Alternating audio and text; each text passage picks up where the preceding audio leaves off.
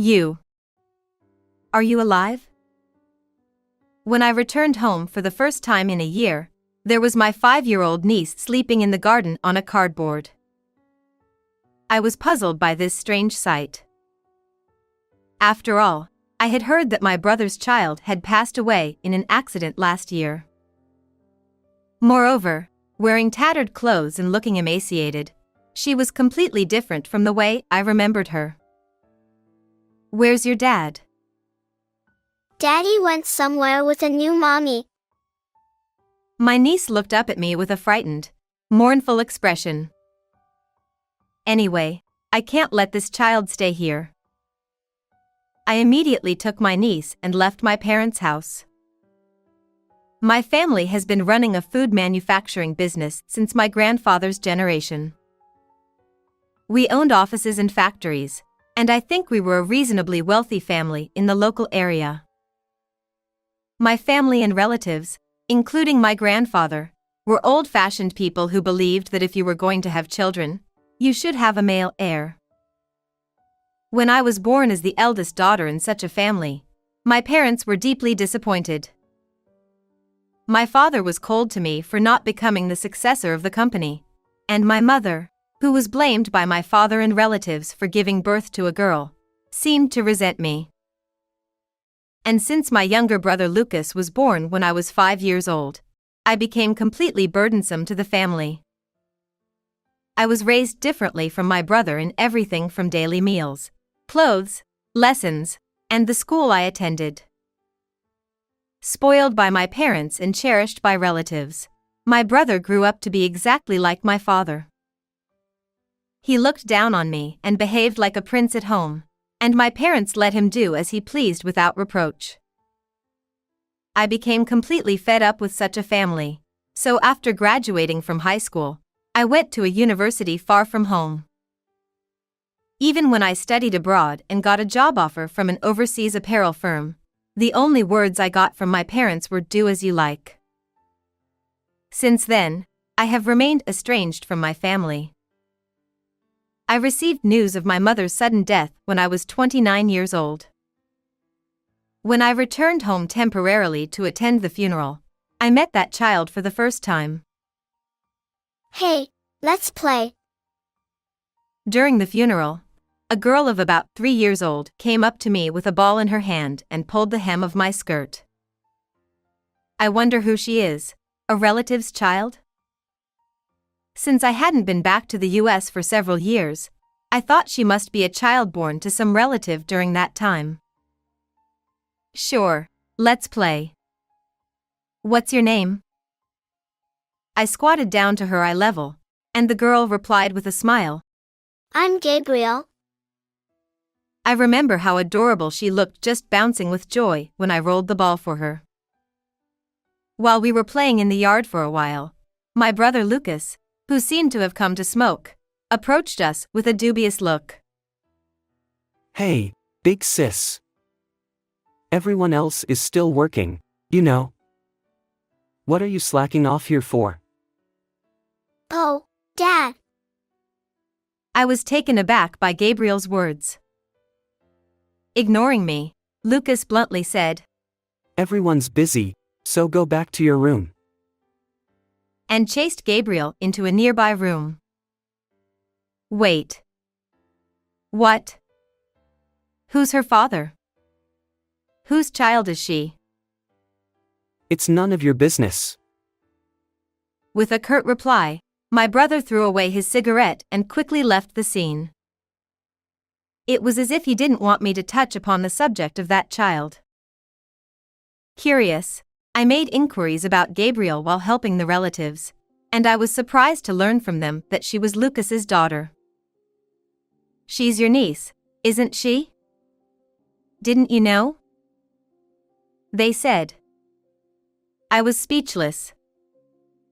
Not only did I not know that my brother had a daughter, but I didn't even know he was married. When I asked for more details, it seemed that while I was away in America, my brother had been living his life as he pleased. After fooling around in college, he got his girlfriend pregnant and had a shotgun wedding. After graduating, he lived with his wife and child at my parents' house under the pretext of taking over the family business, but he left all the work to my parents and his wife. My parents continued to spoil my brother as usual and didn't care at all about his wife. The wife, who was treated like a servant and helped with the family business for free, finally couldn't stand it anymore and divorced him, leaving their daughter Gabriel behind, and disappeared without a trace earlier this year. The relatives criticized the former wife, saying, "Leaving behind a 3-year-old daughter like that is outrageous." But I couldn't bring myself to blame her. If you've grown up normally, you wouldn't be able to endure living with parents who favored their eldest son and a brother who acted like a king, even for a few days. Did my father and brother not inform me about the marriage or the niece because they didn't want to consider me a relative? It doesn't matter anymore. A year later, just after the first anniversary of my mother's death, my father followed her into the afterlife. Dealing with the funeral stuff seems like a hassle, so big sis, you do it. You're the eldest daughter. When I received such a message from my brother, I couldn't help but feel angry.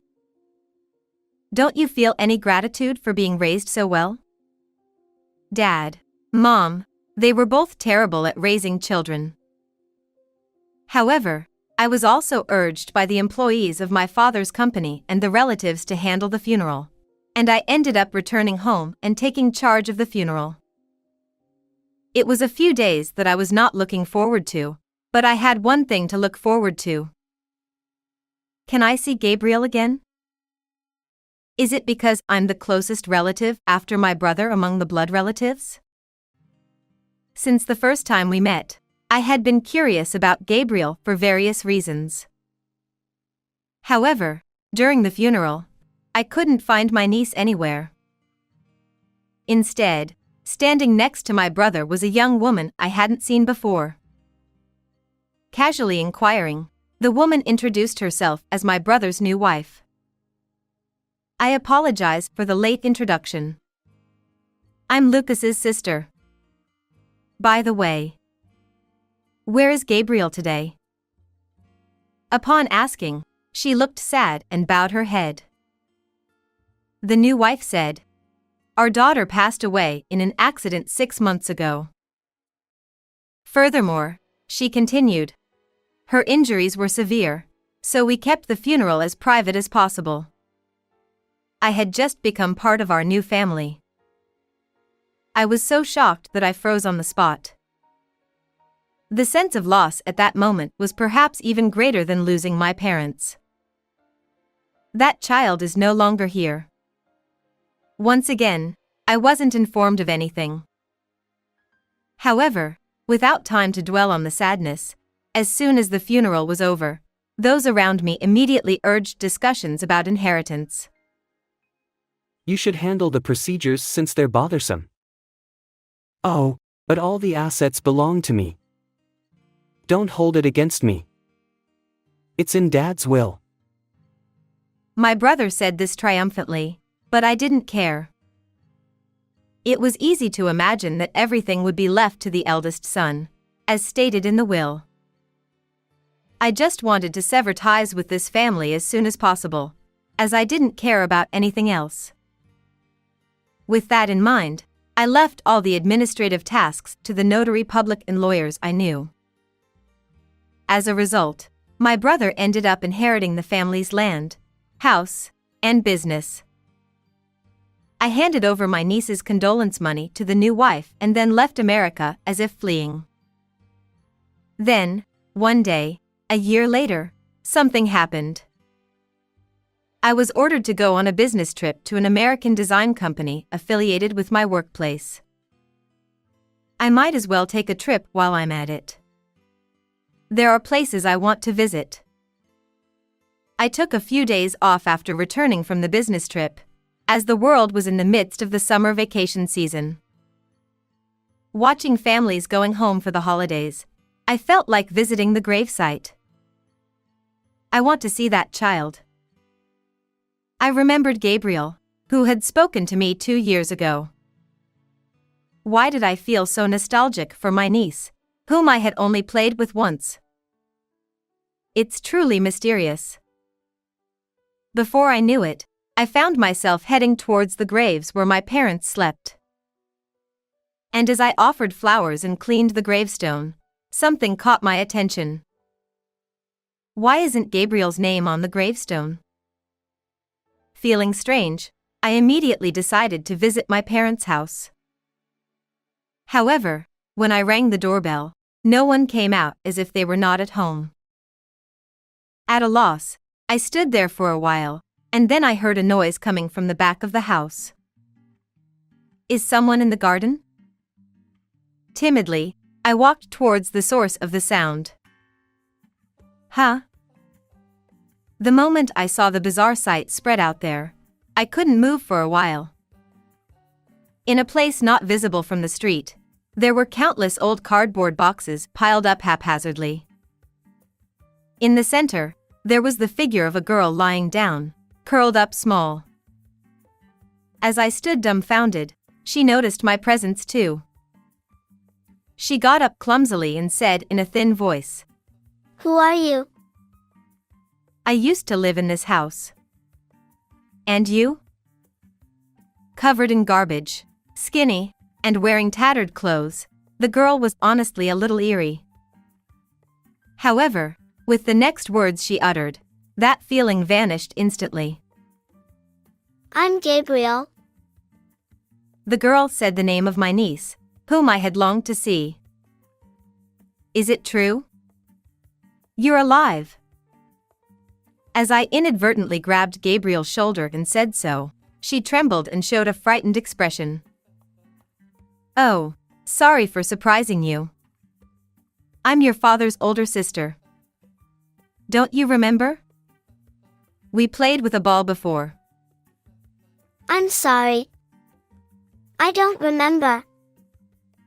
Since my niece was only 3 years old at the time, it's understandable that she didn't remember me. Where's Dad? He went somewhere with a new mommy. It seemed that my brother and his wife had not returned home, leaving my niece behind. Anyway, let's go inside.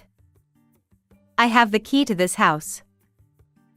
I can't go inside the house. Daddy and Mommy said to stay here. That's what my niece pointed at, a crude tent made of cardboard. On top of that, I'm only allowed to go in the storage room on rainy days, but not today because it's sunny. She continued. I didn't know the details, but I understood that it was not a normal situation. It's not good to let this child stay here. Intuitively thinking so, I picked up my niece and ran away without thinking about the consequences.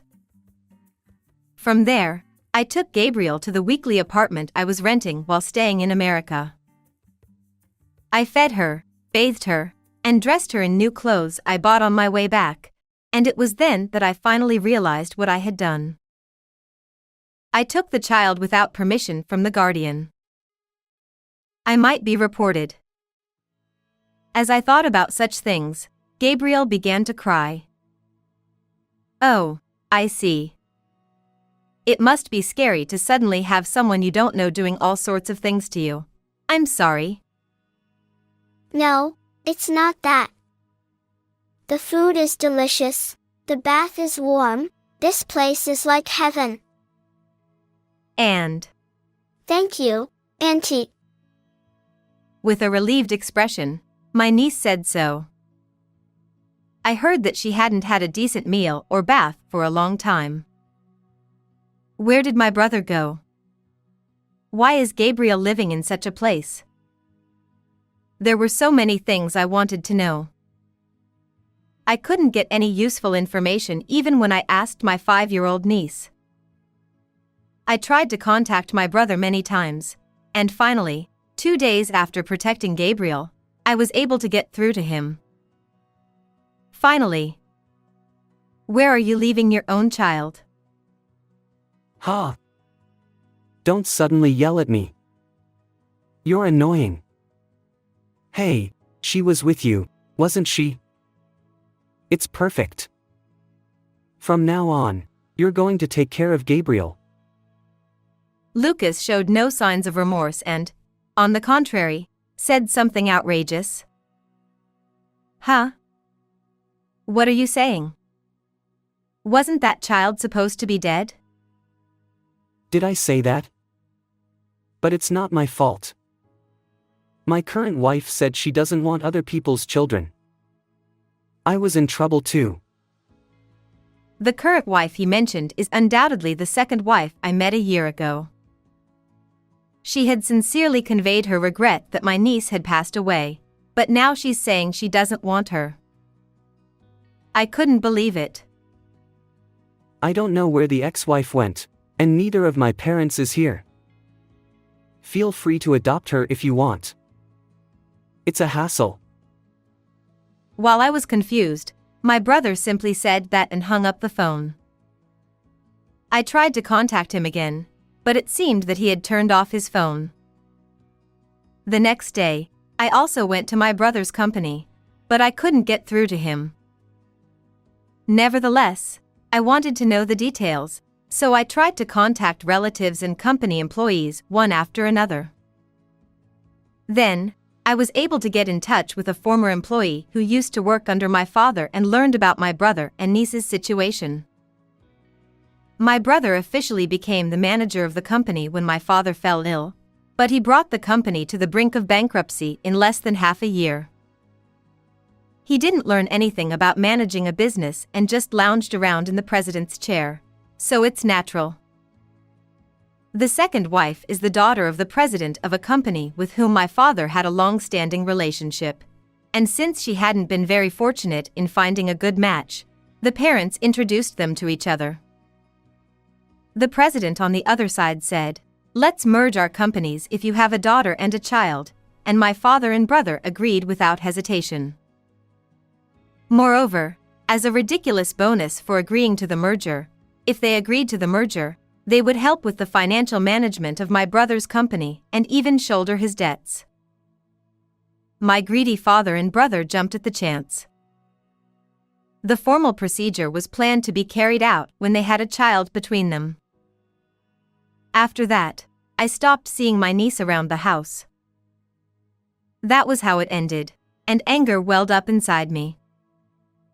Don't you find it strange that the president's daughter suddenly disappeared from the house? Since there were frequent comings and goings of employees between the company and my parents' house, it's hard to believe that no one knew about my niece.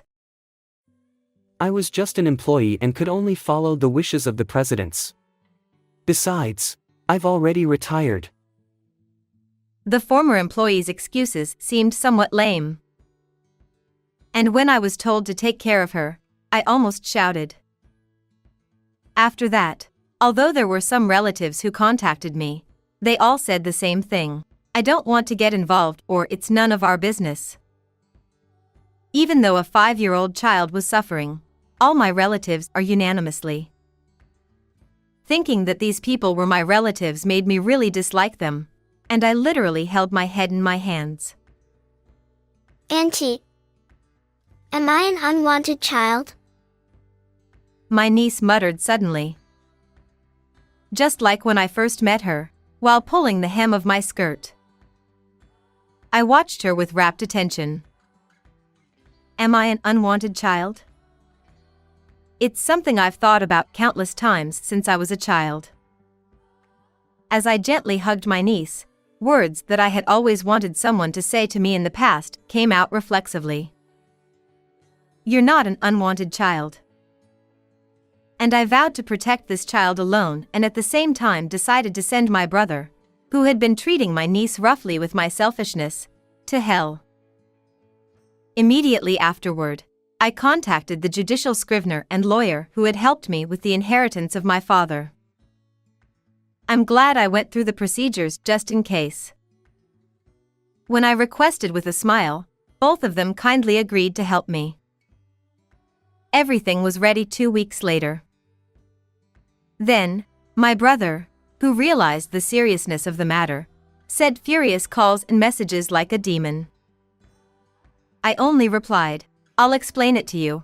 So come to the company," and with the lawyer, headed to the conference room of my brother's company, where my brother and his wife were already waiting. Furious. Hey, you damn sister. Why is our parents' house up for sale? What do you mean selling the car and the factory? According to my brother and his wife, a bailiff suddenly came to their house this morning and told them to vacate their home. It's all written in the documents that were sent to you by the court.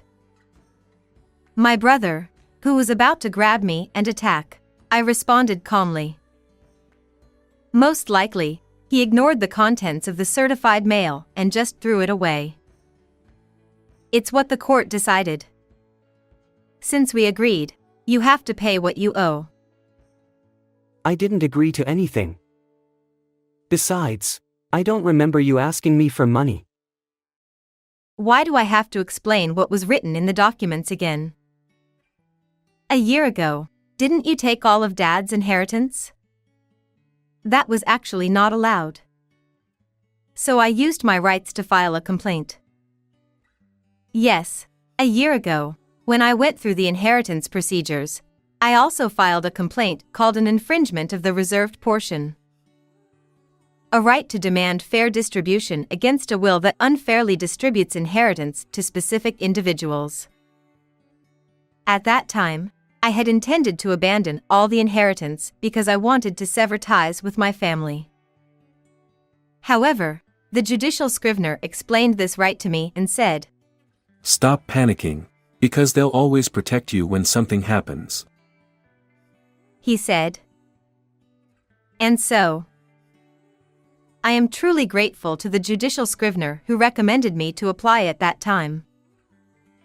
The inheritance my brother received amounted to $2 million, including my parents' savings, money from selling cars, and the value of land and buildings. I claimed my reserved portion of $1 million. Originally, inheritance should be shared among all heirs. So, you should have split my inheritance in half at that time. Using gentle words that even a primary school child could understand, I explained, but my brother remained angry. Dad's will said all the property would be inherited by me. So you have no rights. That will was determined to violate my rights. In other words, the will is not valid. What's that? You never said anything about it at that time. The certified mail should have arrived from the judicial scrivener. You're at fault for only looking at documents that suit you, aren't you? I didn't know anything about being claimed. In the world of adults, not knowing is not an excuse. Even though he's the president, it seemed he didn't know such things. Thank you for leaving me alone for a year. Thanks to you, I was able to be ignored for my claim, and now I can bring it to court. While calmly lining up my words, which seemed to irritate my brother, he clicked his tongue and glared at me resentfully. You were just passing it off to the judicial scrivener and lawyer, and now you suddenly want money. You're a sneaky woman. A year ago, I applied as a last resort. I thought I'd let it go even if 10 years passed and the statute of limitations expired, and I didn't want the company or the house anyway. Then you should have left it alone. Or is your purpose to harass me? You're really a mean woman. I've always hated that about you since we were kids. I don't mind if you hate me. The circumstances have changed. I won't let you have your way anymore. As sparks flew in the heated argument, the lawyer cleared his throat as if to interrupt. Regarding this matter, since the defendant did not appear in court in response to the summons, the plaintiff's claims have been fully recognized. He calmly stated only the facts. If my brother had attended the trial properly, perhaps he wouldn't have had to pay according to our terms. He probably couldn't afford such a large sum as $1 million. I knew that my brother and his wife were relying on the inheritance left by our parents and the assets of the second wife's family. And I also knew that they had been squandering their money without doing any proper work. The assessed value of the family's land and house at the time was around $300,000. Right? The rest will be paid in installments. Do you think you'll win with that? My brother suddenly sneered and pulled his wife close before speaking. If we have a child together, our company will merge with her family's. Then it'll be easy to come up with $1 million. We're still young, and we can have a child right away. He added, and they both laughed triumphantly. What about the child? What will happen to Gabriel? I didn't expect a reasonable answer, but I asked anyway. I don't want a child conceived with a stranger. Besides, as a woman, she won't be an heir, and I have no obligation to raise her. The first to respond was the second wife. Her expression was filled with malice, completely different from what I saw at the funeral. I felt a little scared of her duality. If a legitimate heir is born between us, we don't need her. If you don't take her, she'll just go to an institution. This was the reaction I expected. I said, "Is that so?" with apparent disinterest, then took out my phone. By the way, your father seems really angry about my niece. Is everything okay? I said to the second wife, pointing my phone at her, showing the furious face of a man. The two of them, upon seeing the image, visibly changed their expressions. And for good reason, because the man in the image was the second wife's father. The father, glaring at my brother. I never heard anything about a child. If what Lucas's sister said is true, it makes me doubt you guys' character. He quietly stated. Then, he turned to the second wife and shouted. I never raised a heartless person who would mistreat a young child like that. Why? How? It seemed my brother didn't expect me to contact the second wife's father, and the couple began to tremble. It's impossible not to make arrangements when you think about it normally. Not only did my brother have a child with his ex-wife, but he also never mentioned my existence to the second wife's parents. If he seriously thought he could keep it hidden, it was incredibly naive. The father said, A man who would abandon his own child for money is not needed in our family. There will be no talk of a merger, and my daughter will be disowned. And he hung up the phone. I was relieved that the second wife's father turned out to be a decent person. Hey, where did you take Gabriel? Bring her back now. My brother shouted, pale. What are you going to do with that child? You don't want her, right? Shut up. She's my child. Gabriel belongs to me. I'll take her if you won't. Too bad. I've already completed the adoption process, so she's already part of my family. What? What the hell are you doing? You didn't say anything about it. You said to do as I pleased. In the next moment, my brother finally grabbed me by the collar. Immediately, the lawyer restrained him, but he struggled and couldn't be restrained. Despite his face turning red with anger, tears welled up in his eyes. You useless burden on the family. You're worthless. You should just listen to me and Dad. Stamping his feet and saying whatever came to mind, Lucas was like a child throwing a tantrum. If the merger falls through, my company will go bankrupt. Then I won't be able to pay you any money. He forgot that this was a company meeting and finally started crying like a baby. At that moment, employees who had heard the commotion gathered around. Deal with this young guy. Isn't he your boss? As I said to the crowd, several men began to restrain my brother. The inheritance has already been legally determined to be paid. Work hard and pay it off. I don't know anything about the company. Finally, I spoke calmly to my subdued brother, making eye contact with him. You can't escape from the court. Don't say it's too much trouble anymore. Looking back, I realized that I had never scolded my brother like this before, as his older sister. For him, who had always been the prince, being admonished by his older sister must have been the ultimate humiliation. But Lucas couldn't say anything back and just slumped to his knees. Afterward, my brother and his wife divorced, and our family's company went bankrupt soon after. My brother sold the family home and car, but it was nowhere near enough to cover the claimed inheritance. I used my connections to introduce my brother to a cleaning job through a dispatch agency. But in the end, he only worked earnestly at first and quit after a few months. He couldn't endure manual labor and extreme poverty, having been a prince all his life. Recently, I heard from colleagues in America that my brother, who looked like a homeless person, was seen sleeping in a park on cardboard. On the other hand, my niece immigrated overseas with me and started attending a local elementary school this spring.